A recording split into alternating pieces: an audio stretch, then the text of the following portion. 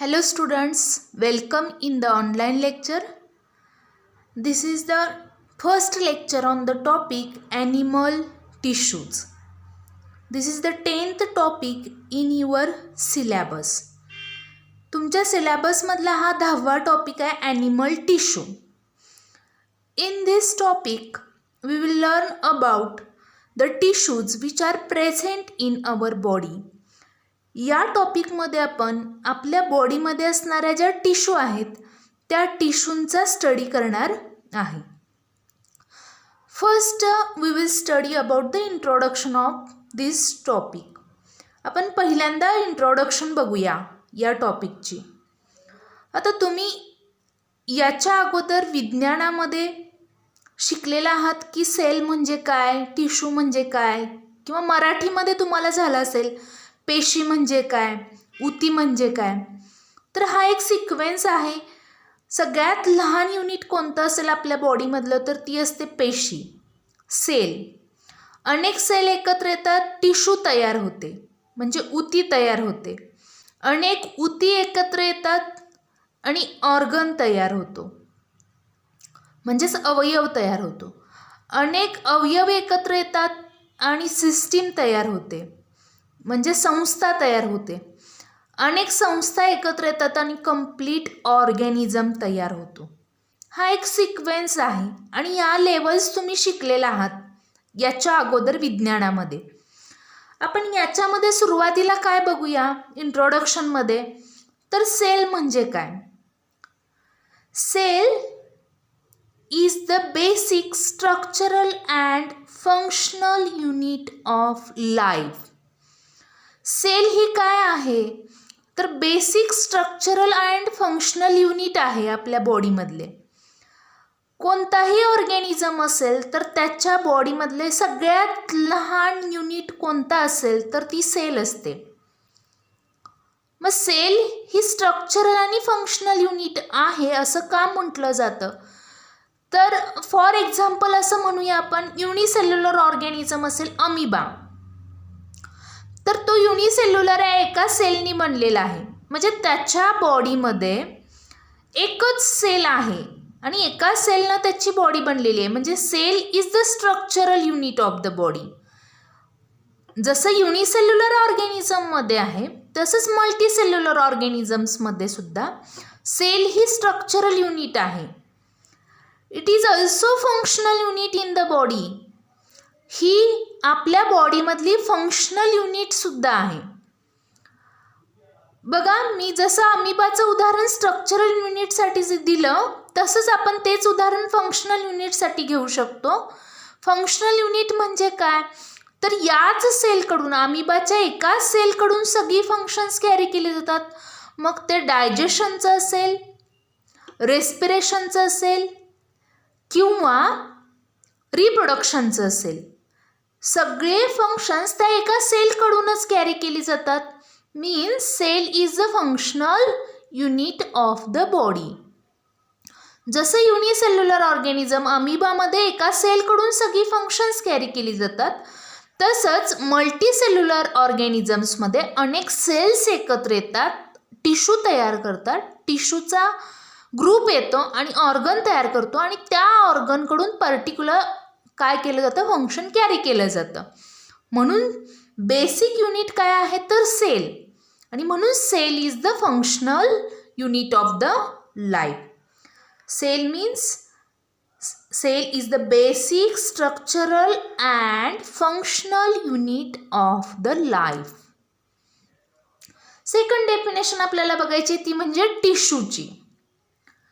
टिश्यूची definition काय येते, group of cells which is similar in origin, structure and perform the same function are called tissue. Tissue म्हणजे काय आहे तर group आहे सेलचा. अनेक सेल्स एकत्र येतात आणि काय बनते, टिश्यू बनते.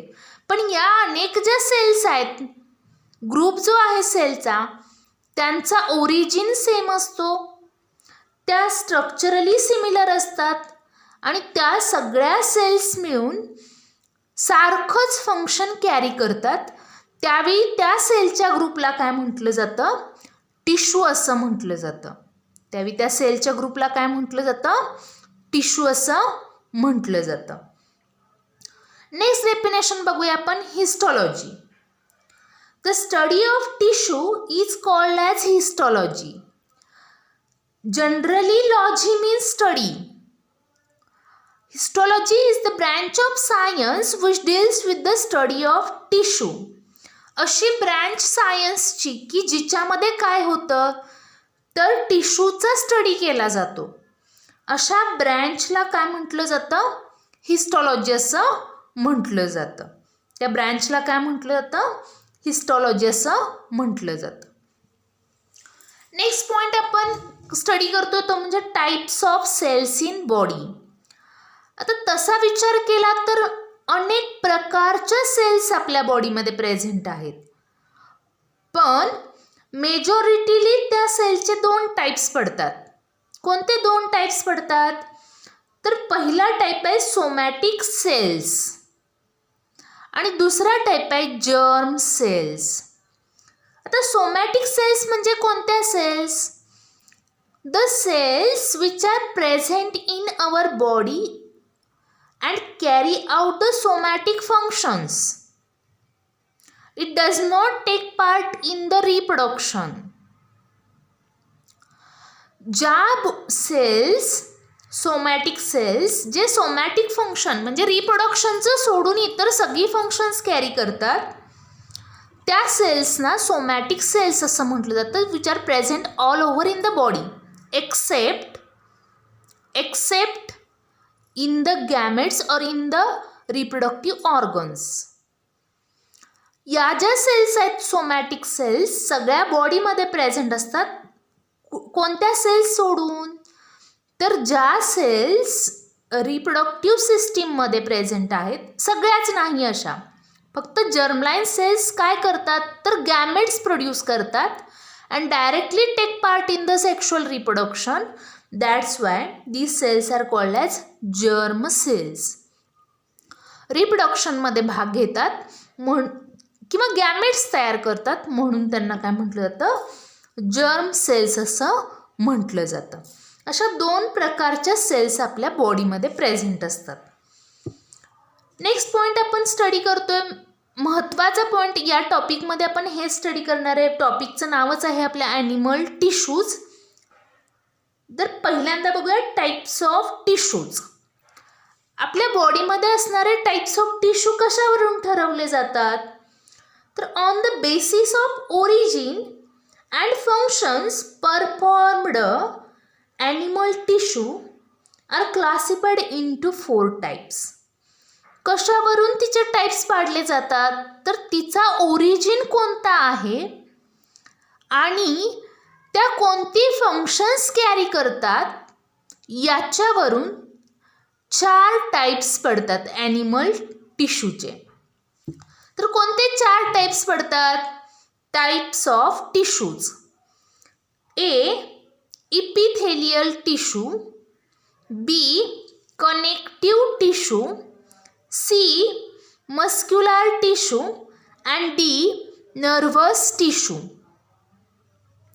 ये 4 टाइप्स टिश्यूचे पडतात आणि या टॉपिकमध्ये आपण या 4ही टाईपच्या टिश्यूची कॅरेक्टरिस्टिक्स आणि परत तिचे येणारे जे टाइप्स आहेत त्याच्याविषयी आपण स्टडी करणार आहे. तर सुरुवातीला आपण काय बघूया? तर यामध्ये असणारी इपिथेलियल टिश्यू जी आहे त्या इपिथेलियल टिश्यूचे कॅरेक्टरिस्टिक्स आणि तिचं क्लासिफिकेशन बघूया. तर चला बघूया epithelial tissue. Epithelial tissue is also called as covering or lining tissue. या टिश्यूला कव्हरिंग किंवा लाइनिंग टिश्यू असं म्हटलं जातं. असं म्हणण्यापाठीमागचं रिझन काय आहे? तर ही जी टिश्यू आहे त्या बॉडीच्या कव्हरिंगवरती किंवा प्रत्येक ऑर्गनच्या कव्हरिंगवरती आणि आतल्या बाजूला लाइनिंगवरती प्रेझेंट असणारी टिश्यू आहे. म्हणून या टिश्यूला कव्हरिंग आणि लाइनिंग टिश्यू असं म्हटलं जातं. कव्हरिंग आणि लायनिंग टिश्यू का म्हणायचं लक्षात आलं? ही टिश्यू कुठं प्रेझेंट आहे तर बॉडीच्या कव्हरवरती किंवा बॉडीच्या वरती किंवा प्रत्येक ऑर्गनच्या वरती आणि प्रत्येक ऑर्गनच्या आतमध्ये ही टिश्यू प्रेझेंट आहे. म्हणून या टिश्यूला कव्हरिंग किंवा लायनिंग टिश्यू असं सुद्धा म्हटलं जातं. तर तिचे कॅरेक्टर्स बघूया. Characteristics of epithelial tissue. Epithelial टिश्यूचे कॅरेक्टरिस्टिक्स बघूया आपण. पहिलं कॅरेक्टर काय आहे बघा.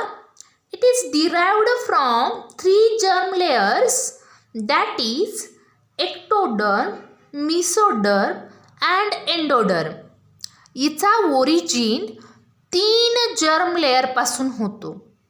आता जर्म लेयर्स कुठं असतात तर एम्ब्रियोनिक कंडिशनमध्ये हे जर्म लेयर्स प्रेझेंट असतात.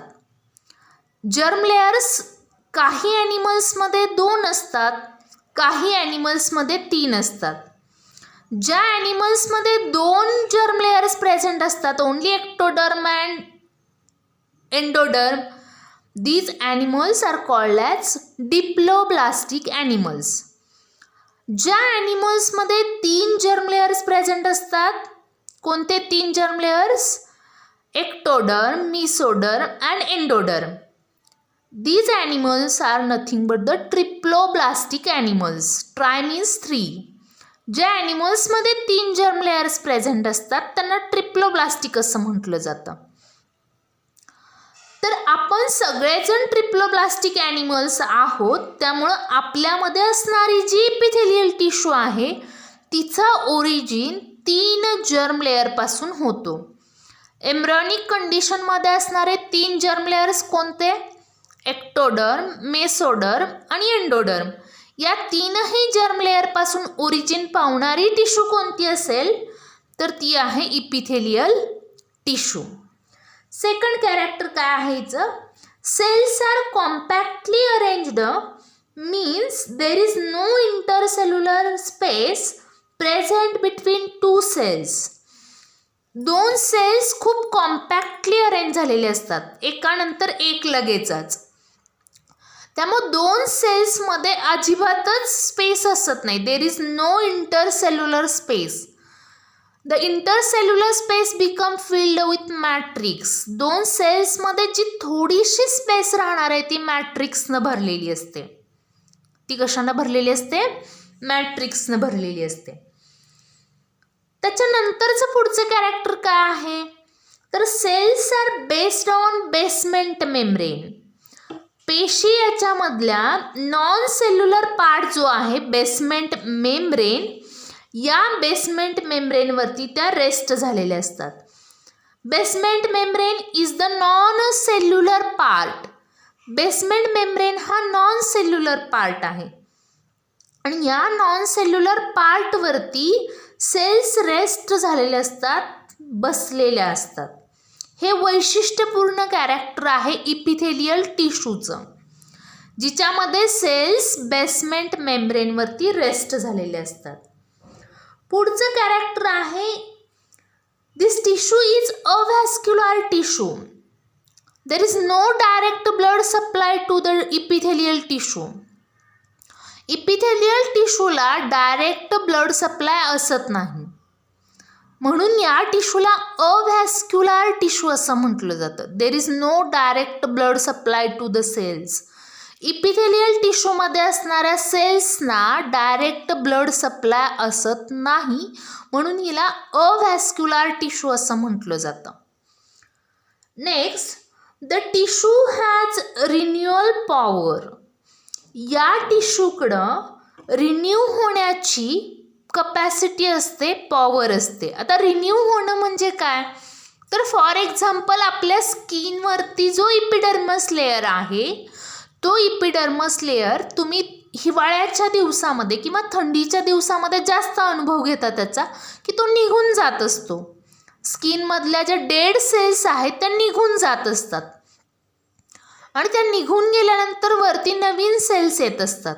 म्हणजे हे का होतं तर या टिश्यूकडं, इपिथेलियल टिश्यूकडं रिन्यू होण्याची कपॅसिटी आहे, म्हणजे परत नवीन सेल्स तयार करण्याची कपॅसिटी आहे.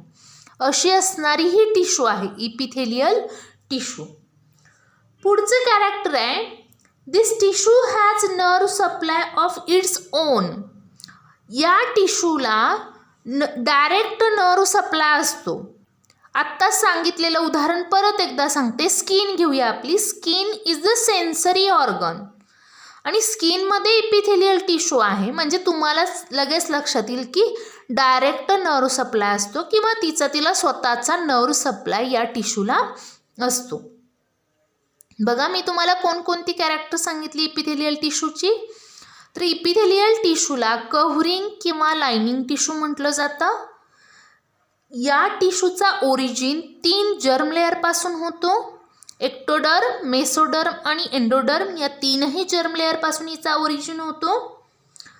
या टिश्यूमधल्या सेल्स कॉम्पॅक्टली अरेंज झालेले असतात, एकानंतर एक लगेचच बसलेले असतात. या टिश्यूमधल्या cells non cellular part basement मेम्ब्रेनवरती रेस्ट झालेले असतात. ही टिश्यू अव्हॅस्क्युलर टिश्यू आहे, म्हणजे हिला डायरेक्ट ब्लड सप्लाय नाही. ह्या टिश्यूला तिचा स्वतःचा नर्व सप्लाय असतो आणि या टिश्यूकडं रिन्यू होण्याची कपॅसिटी असते. ही स्वतः काय करू शकते, रिन्यू होऊ शकते, नवीन सेल्स तयार करू शकते. नेक्स्ट बघूया आपण epithelial tissue become classified into 2 main types. Classification of epithelial टिश्यूमध्ये इपिथेलियल टिश्यू 2 मेन टाइप्समध्ये डिव्हाइड झालेली असते. कोणते 2 मेन टाइप्स आहेत? Simple epithelium and compound epithelium. हिचे महत्त्वाचे 2 टाइप्स आहेत, सिंपल इपिथेलियम आणि compound epithelium.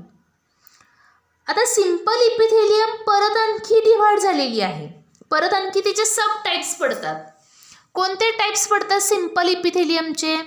The first type is squamous epithelium, second cuboidal epithelium, third columnar epithelium, fourth ciliated epithelium, fifth glandular epithelium, sixth sensory epithelium and seventh germinal epithelium. Simple epithelium परत 7 प्रकारामध्ये divide झालेली आहे किंवा 7 types येतात तिचे. Squamous, क्युबॉइडल, columnar, ciliated, ग्लैंड्युलर, sensory आणि germline और germinal epithelium. The compound epithelium again has 2 types, stratified epithelium and transitional epithelium. Compound इपिथेलियमचे परत 2 टाइप्स येतात, स्ट्रॅटिफाईड इपिथेलियम आणि ट्रान्झिशनल इपिथेलियम, असे तिचे 2 टाइप्स येतात. तर बघा या सगळ्या टाइप्सचं स्ट्रक्चर कसं आहे, लोकेशन काय आहे, कोणत्या ठिकाणी या सेल्स प्रेझेंट असतात, बॉडीमधल्या कोणत्या ऑर्गनमध्ये प्रेझेंट असतात आणि त्या कोणतं फंक्शन कॅरी करतात, याविषयी आपण या टॉपिकमध्ये स्टडी करणार आहे. आपण या लेक्चरमध्ये इथंच थांबतोय. काय काय बघितलं आपण लेक्चरमध्ये ह्या? तर आपल्या टॉपिकचं नाव आहे ॲनिमल टिश्यू. ॲनिमल टिश्यू टॉपिकमध्ये इंट्रोडक्शन बघितली आपण. इंट्रोडक्शनमध्ये सेलची डेफिनेशन बघितली, टिश्यू बघितलं, हिस्टॉलॉजीची डेफिनेशन बघितली, types of cell in body बघितलं, सोमॅटिक सेल्स आणि germline cells. Types of tissue 4 आहेत, epithelial, connective, muscular, nervous tissue. Epithelial टिश्यूचे कॅरेक्टर्स बघितले. Epithelial tissue covering lining tissue आहे. कॅरेक्टरिस्टिक्स बघितले आपण तिचे, अव्हॅस्क्युलर टिश्यू, नर्व सप्लाय असणारी, बेसमेंट मेम्ब्रेनवरती रेस्ट असणारी, सेल कॉम्पॅक्टली अरेंज्ड असणारी, 3 जर्म लेअरपासून ओरिजिन पावणारी टिश्यू. तिचं क्लासिफिकेशन बघितलं. 2 मेजर टाइप्स आहेत तिचे, सिंपल आणि कंपाऊंड इपिथेलियम, आणि परत सिंपलचे सब टाइप्स आणि कंपाऊंडचे सब टाइप्स आहेत. या लेक्चरमध्ये आपण इथंच थांबणार आहे. तर थँक्यू. इथं थांबतोय आपण. नेक्स्ट लेक्चरमध्ये आपण स्क्वॅमस इपिथेलियमचं स्ट्रक्चर, तिचं फंक्शन, तिचं लोकेशन स्टडी